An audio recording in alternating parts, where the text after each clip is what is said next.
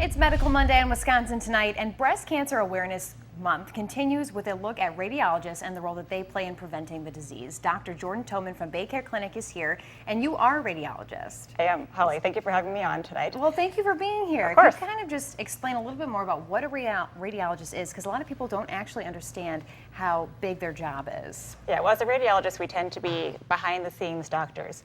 We're back interpreting medical images. So we spend, after medical school, about 6 years learning how to interpret CT scans, PET scans, MRIs, ultrasounds, and mammograms, and that's our medical specialty. And we spend most of our time working with the other doctors to help find out what's wrong with their patients. And radiology and x-rays and those things are very integral in diagnosing a lot of things, one of them being breast cancer. So tell me a little bit about the role that you play in that process.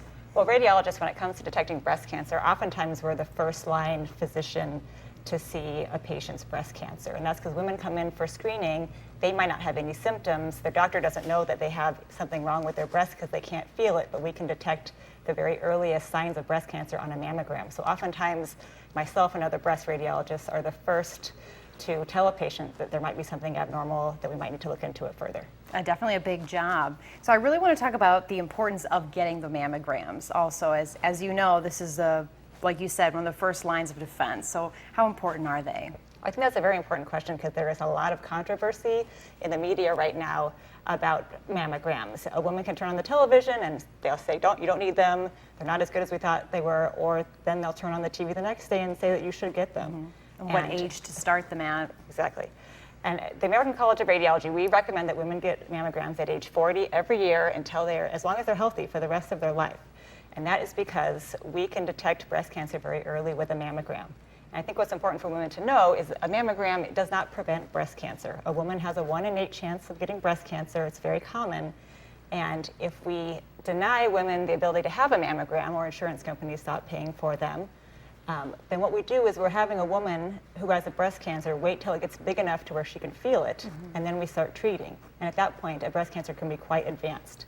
So mammograms don't prevent breast cancer, but they help us detect it when it's maybe at a stage 0 or a stage 1, and it can dramatically affect the amount of treatment that they have and if they survive the cancer or not. That early detection is really important. It's very important. Well, thank you, Dr. Toman, so much for joining us. And remember, for more information on mammograms and the role of radiologists in the fight against breast cancer, visit baycare.net, and we have a link to that on our website, NBC26.com.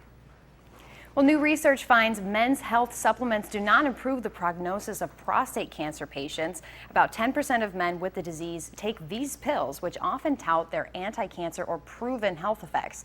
But the study found patients who took supplements did not have a lower risk of their cancer spreading or dying from the disease.